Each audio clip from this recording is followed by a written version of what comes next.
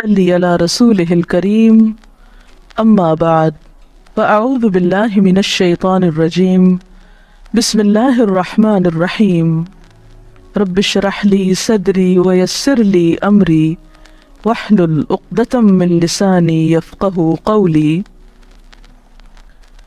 قرآن پاک میں اللہ سبحانہ وتعالیٰ کا ارشاد ہے وَسَارِعُوا إِلَى مَغْفِرَةٍ مِّن رَبِّكُمْ وَجَنَّةٍ عَرْضُهَا السَّمَاوَاتُ وَالْأَرْضُ أُعِدَّتْ لِلْمُتَّقِينَ الَّذِينَ يُنفِقُونَ فِي السَّرَّاءِ وَالضَّرَّاءِ وَالْكَاظِمِينَ الْغَيْظَ وَالْعَافِينَ عَنِ النَّاسِ وَاللَّهُ يُحِبُّ الْمُحْسِنِينَ۔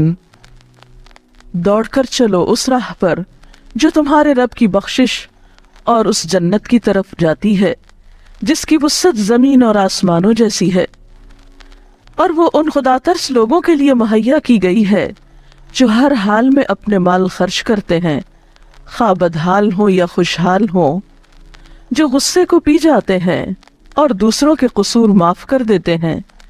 ایسے نیک لوگ اللہ کو بہت پسند ہیں۔ ان آیات مبارکہ میں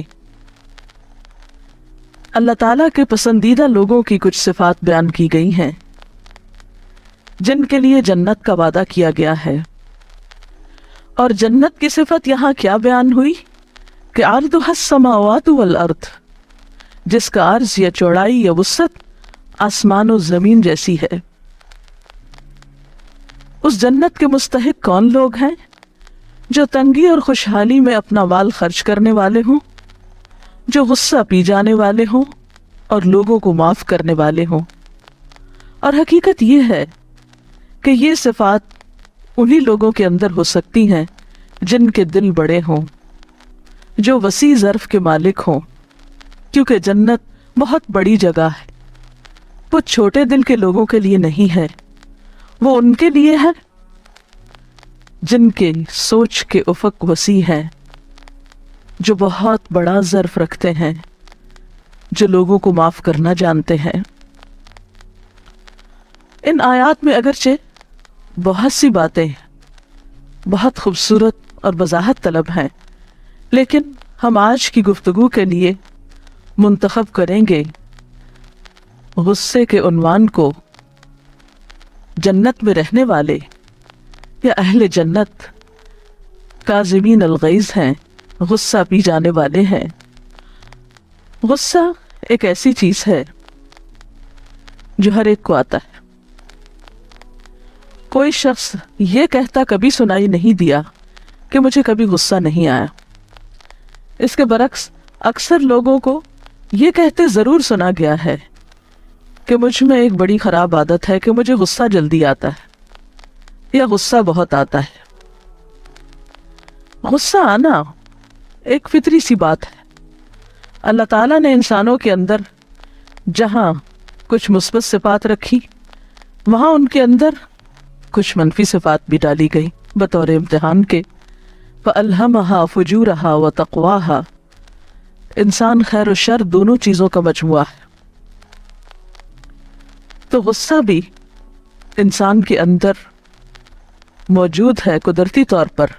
ہاں، ہمارے دین نے انسان کو یہ سکھایا کہ وہ غصے کا استعمال کہاں کرے اور کیسے کرے۔ یہ نہیں کہا گیا کہ غصہ ختم کر دیا جائے، یہ بتایا گیا کہ غصے کا درست استعمال کیا جائے، اور جب غصہ اس قدر آ جائے کہ اللہ کی حدود پار ہونے لگے تو پھر اس کا علاج بھی بتایا گیا۔ نبی اکرم صلی اللہ علیہ وسلم نے فرمایا غضب سے بچو۔ غضب غصے ہی کا دوسرا لفظ ہے، کیونکہ وہ آگ کی چنگاری ہے جو ابن آدم کے دل میں جلتی ہے۔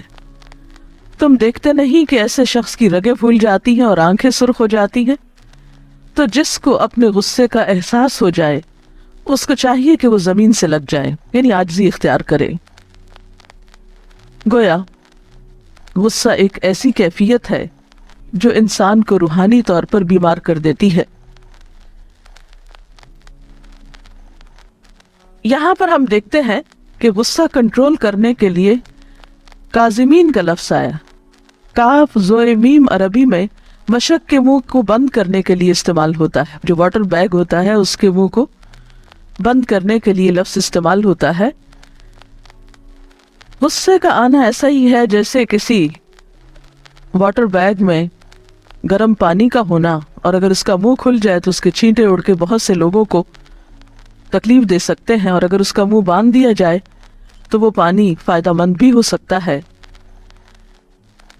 ہمیں غصے کے موقع پر اپنے آپ کو منفی رویے سے بچانا ہے، لوگوں کو تکلیف دینے والے انداز سے محفوظ رکھنا ہے۔ تو آئیے مختصراً دیکھتے ہیں کہ غصے کے اسباب کیا ہوتے ہیں۔ غصے کا اصل اور بنیادی سبب تو تکبر ہوتا ہے، اپنی ذات، اپنی رائے، اپنے طریقہ کار کو بڑا سمجھنا، خود پسندی کا شکار ہونا، خود کو اہمیت دینا وغیرہ۔ ایسی صورت میں پھر کیا کرنا چاہیے؟ بعض لوگ تو اس کو پی جاتے ہیں، کنٹرول کر لیتے ہیں، یا ایک حد کے اندر اس کا اظہار کرتے ہیں، لیکن بعض لوگ اس کا اظہار بہت بری طرح کرتے ہیں، مثلا چیخ چلا کر، چیزیں پھینک کر، چیزیں توڑ کر، گالی گلوچ کر کے، لڑائی جھگڑا کر کے، مار کٹائی، بعض اوقات قتل و غارت تک نوبت آ جاتی ہے۔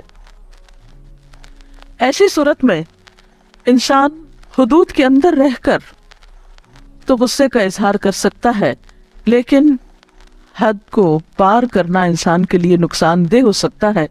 اسی لیے اللہ سبحانہ وتعالیٰ نے اہل ایمان کی صفت کیا بتائی؟ والکاظمین الغیظ، کہ وہ اپنے غصے کو کنٹرول کرنے والے، اس کو روکنے والے ہوتے ہیں، کیونکہ غصہ ایک نقصان دہ چیز ہے۔ جب ایک انسان غصے کا شکار ہوتا ہے تو پھر اسے بہت طرح کے، مثلا جسمانی، ذہنی، روحانی، معاشرتی، جذباتی، کئی طرح کے نقصانات ہوتے ہیں۔ بعض اوقات اس کی صحت پہ برے اثرات پڑتے ہیں، بسا اوقات اس کے کام پر برے اثرات پڑتے ہیں۔ مسلسل غصہ کرنے سے انسان کے اعصاب کمزور پڑ جاتے ہیں، انسان منفی سوچ کا شکار ہو جاتا ہے۔ پھر اسی طرح انسان کی عقل بعض اوقات معوف ہو جاتی ہے، اور غلط قسم کے فیصلے انسان غصے کے تحت کر کے بسا اوقات اپنی ساری زندگی کو مصیبت میں مبتلا کر لیتا ہے۔ اور اسی طرح سب سے بڑی بات یہ کہ انسان کے ایمان کا دشمن ہے غصہ۔ رسول اللہ صلی اللہ علیہ وسلم نے فرمایا، جو شخص غصے کو روکے یعنی کنٹرول کرے، حالانکہ اس کو اختیار ہو اپنا غصہ پورا کرنے کا، یعنی وہ غصہ نکال سکتا ہے، تو قیامت کے دن اللہ تعالیٰ اس کو سب لوگوں کے سامنے بلائے گا اور فرمائے گا کہ جس حور کو تو چاہے پسند کر لے، یعنی اس کی پسند کی چیز اس کو دی جائے گی۔ اسی طرح ایک اور روایت میں آتا ہے کہ بندہ مومن کسی چیز کا گھونٹ نہیں پیتا جو اللہ کے نزدیک بہتر ہو غصے کے اس گھونٹ سے بڑھ کر جسے وہ اللہ کی خوشی کی خاطر پی جاتا ہے۔ یعنی اور کوئی چیز اس کے غصے کو کنٹرول نہیں کر رہی ہوتی سوائے اس احساس کے کہ میرے رب کو یہاں پر اس انداز میں بات کرنا یا غصے کا اظہار کرنا پسند نہیں۔ اسی طرح حضرت انس رضی اللہ تعالیٰ عنہ سے روایت ہے، رسول اللہ صلی اللہ علیہ وسلم نے فرمایا، 3 چیزیں مومن کے اخلاق میں سے ہیں، جب اس کو غصہ آئے تو اس کا غصہ اس کو باطل کی طرف نہ لے جائے، ناحق کی طرف نہ لے جائے، اور جب وہ خوش ہو تو اس کی خوشی اس کو حق کے دائرے سے باہر نہ نکالے، اور جب وہ طاقتور ہو تو اس چیز کو لینے کی کوشش نہ کرے جو اس کی نہیں ہے، یعنی طاقت کے بلبوتے پر دوسروں کا حق نہ مارے۔ نبی صلی اللہ علیہ وسلم نے یہ بھی فرمایا، جو کوئی اپنے غصے کو باوجود طاقت رکھنے کے روکے گا تو اللہ تعالیٰ اس کے دل کو ایمان سے بھر دے گا۔ گویا غصہ کنٹرول کرنے والوں کا ایمان اور بڑھتا ہے، اور ناجائز طریقے پر غصے کے اظہار سے ایمان کو شدید نقصان پہنچتا ہے۔ انسان نیکی اور تقوی کی منزلیں جو بمشکل طے کرتا ہے ایک دم اس میں نیچے آ جاتا ہے۔ پھر اسی طرح غصے کا علاج بے حد ضروری ہے۔ اس میں کچھ چیزیں تو انسان کو خود ہی کرنا ہوتی ہیں، اور کچھ باہر کا ماحول بھی ایک حد تک انسان کو مدد دیتا ہے۔ اس میں چند چیزیں جو سنت سے پتہ چلتی ہیں وہ آپ کے سامنے بیان کرنا چاہوں گی۔ پہلی چیز جو ہمیں سکھائی گئی وہ ہے اعوذ باللہ کا پڑھنا، کیونکہ غصہ شیطان کی طرف سے ہوتا ہے۔ انسان جب غصے کی حالت میں اعوذ باللہ من الشیطان الرجیم پڑھتا ہے تو اس کا غصہ زائل ہوتا ہے۔ ایک صحابی نے بیان کیا کہ ہم آپ صلی اللہ علیہ وسلم کے پاس بیٹھے ہوئے تھے، اتنے میں 2 لوگوں نے گالی گلوچ کی، آپس میں جھگڑ پڑے۔ ان میں سے ایک نے دوسرے کو سخت غصے میں آ کے گالی دی، اس کا منہ سرخ ہو گیا۔ آپ نے فرمایا مجھ کو ایک کلمہ معلوم ہے، اگر یہ غصے والا شخص اس کو کہے تو غصہ جاتا رہے، اور وہ ہے اعوذ باللہ من الشیطان الرجیم۔ اس سے کیا پتہ چلتا ہے کہ اعوذ باللہ کہنے سے غصہ دور ہو جاتا ہے۔